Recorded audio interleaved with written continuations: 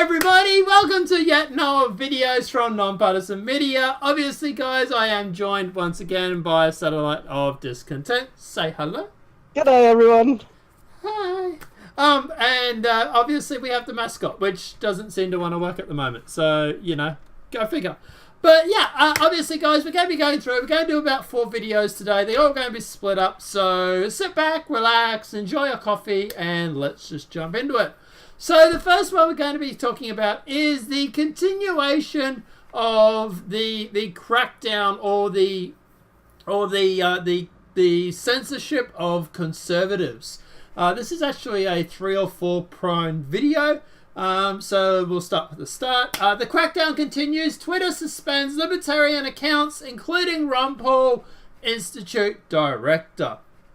One day after what appeared to be a coordinated attack by media giants Facebook, Apple, Spotify, and Google on Alex Jones, whose various social media accounts were banned or suspended in a matter of hours, the crackdown against alternative media figures continues as several libertarian figures, including Ron Paul, Institute director, found their Twitter accounts suspended. So on Monday, Twitter suspended the editor-director of antiwar.com because, you know, nothing says you're violent like antiwar.com. Scott Holden, former State Department employee Peter Van Buren, and Dan McAdams, the executive director of the Ron Paul Institute. Holden was repeatedly disciplined for the use of improper language. Gee, they really are getting into the grammar Nazis, aren't they? Against journalist Jonathan M. Kutz. He said in a brief statement, while McAdams was suspended for retweeting him, he said the past tweets in both accounts were available to the public at the time of the writing, unlike the account of Van Buren, which was fully suspended. According to Target Liberty, Horton and McAdams fell victim to Twitter's suspension algorithm after objecting to Kutz's quarrel with Van Buren over an earlier interview. So, Phil Brown, Thomas E. Edwards, Scott Horton can't tweet this out interview of Peter Van Buren, whatever it was, from last week because Twitter suspended both of their accounts. Can you? libertarianinstitute.gov/blah blah blah. So the suspension came the day after Twitter suspended black conservative Candace Owens from Twitter for highlighting the algorithmic hypocrisy of Twitter by replacing the word white with Jew in a series of tweets and modeled on those by New York Times editor Sarah Geelong. Just after controversial conservative Alex Jones and his podcast InfoWars were kicked out of the most social media platforms, prompting conservatives across the social network of collusion and correct crackdown on non-mainstream voices.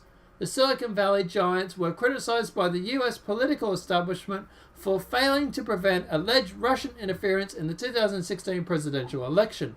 Meanwhile, critics now say the pressure media giants are engaging in political censorship using their market dominance and lack of legislation neutrality requirements to target dissenting voices ahead of the midterm elections.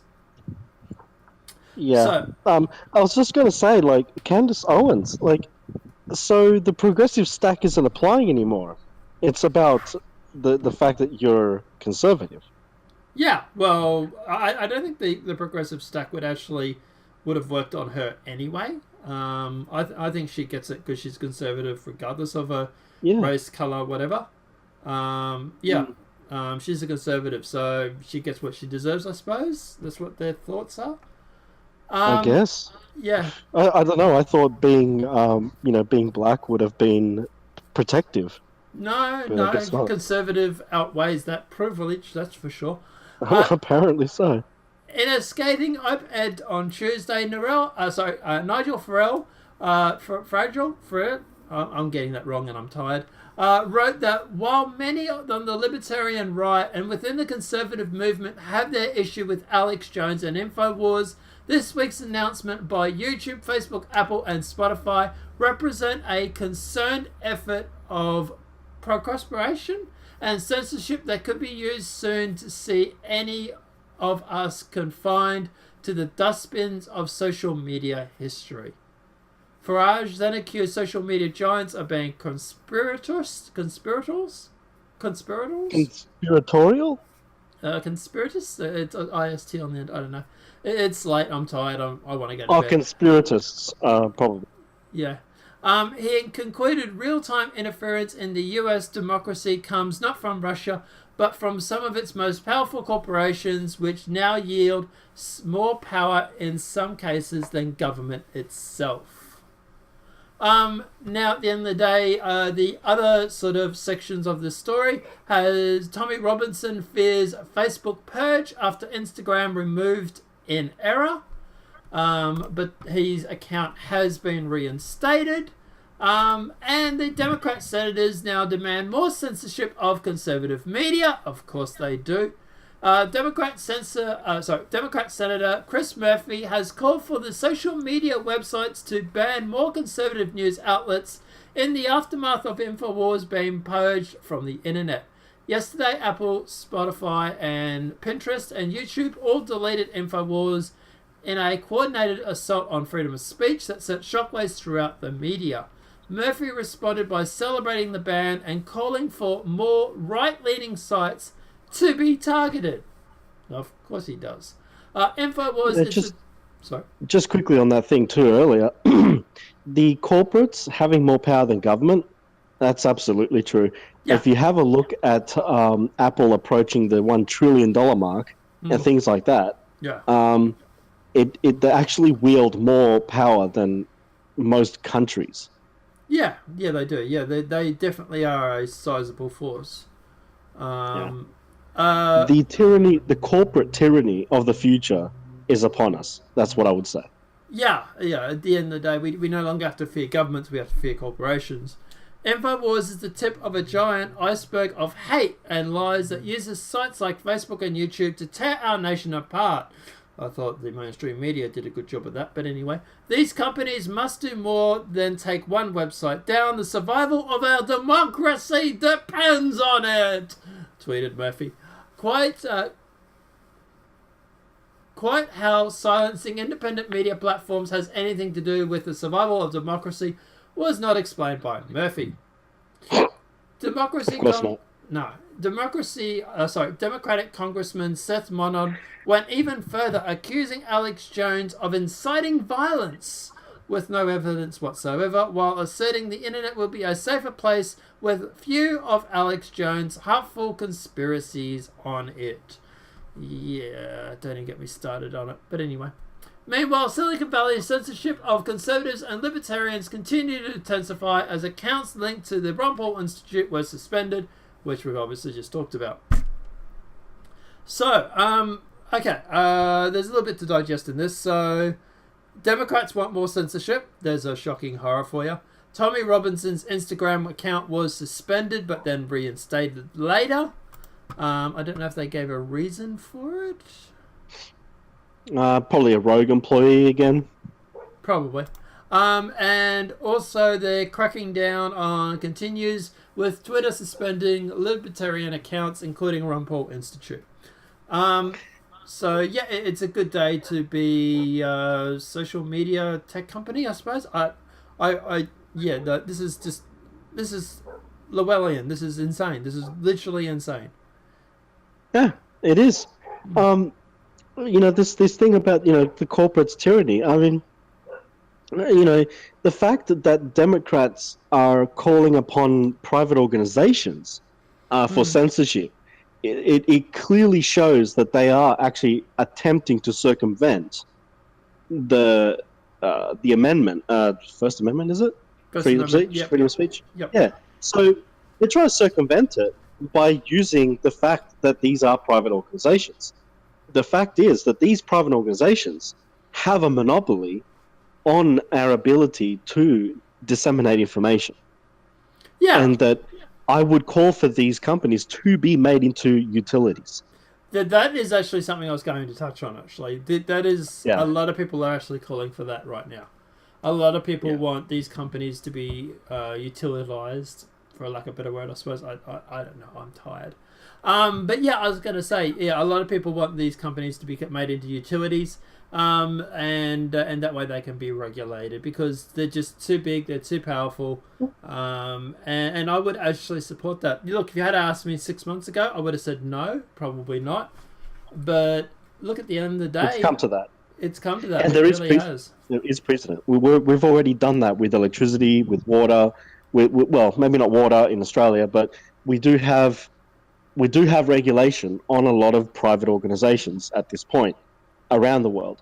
So the precedent's already there. Someone just needs to flick the pen. Well, to be honest, that I would make, if I was going to make the counter argument to that, I would say that water is a vital service. The internet is not. Well, I don't know. Well, try and get it. It's getting that way. I mean, you can't do anything anymore without the internet. True. So, I mean, you need it for your banking. You need it for payments.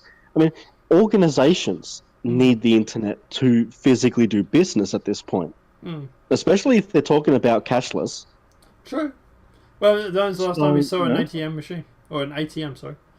Yeah. Yeah, so if you think about it, right, an organization requires electricity and internet to physically do business.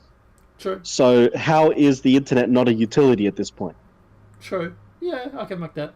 Yeah, I can make that argument. I was just simply playing devil's advocate. Look, at the end of the day... Oh, sure. I think, to be honest, yeah, definitely, I think they deserve to be a utility. They're way too big, they're way too powerful, and yeah, they just... Look, I don't like government regulation, but in this situation, I will definitely make an example out of it. Well, especially when you have corrupt politicians also trying to circumvent the very foundation of the country that they're supposed to be serving. Sure.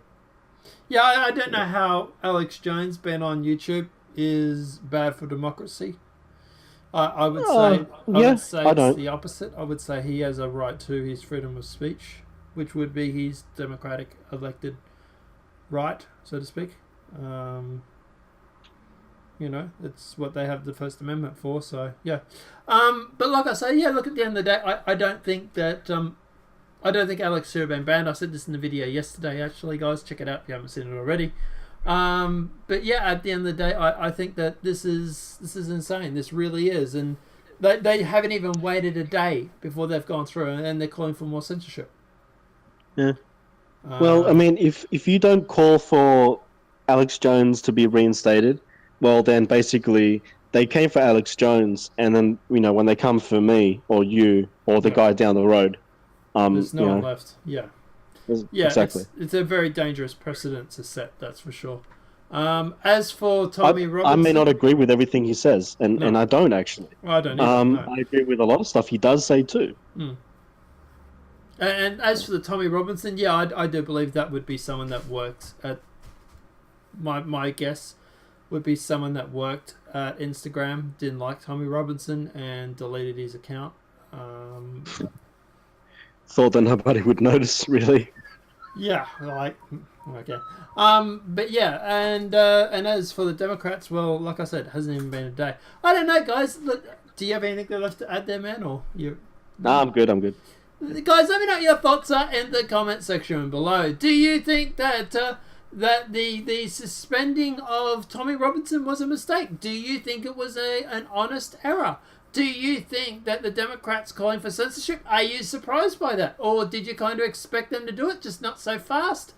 Let me know what your thoughts are in the comment section below. If this video has been helpful, please smack a like. If you're new to the channel, welcome and subscribe.